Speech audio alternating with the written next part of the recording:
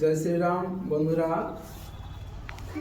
2026 সালের এই প্রথম মঙ্গলবার আজ আমরা এসেছি বজরংবলী মন্দিরে এবং আমরা চাইছি সবার এই বছর ভালো কাটুক, সবাই ভালো থাকুক। এই বছরে আমরা প্রতিদিন বা মঙ্গলবার করে বা দু একদিন পর পর আমরা আলোচনা করতে চাইছি বজরংবলীর চর্চা বা বিভিন্ন তার লীলা কীর্তি বা ঘটনা প্রশ্নোত্তরের মাধ্যমে। আমি প্রশ্ন করব বা আপনারা যদি কোনো প্রশ্ন জানেন বা করেন এবং সবাই আপনারা উত্তর দিবেন, আমি পারলে আমি উত্তর দিব।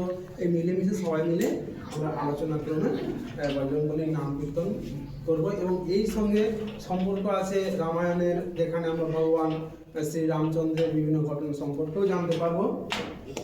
তো আজকে আমি প্রথম প্রশ্ন করছি যে ভগবান শ্রী রামচন্দ্র হনুমানজিকে তার কোন ভাইয়ের সঙ্গে তুলনা করেছিলেন?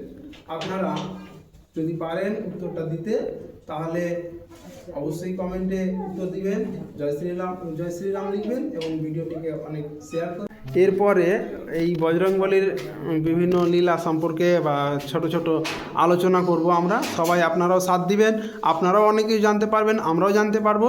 সবাই মিলে অনেক কিছুই আলোচনা হবে। জয় শ্রীরাম।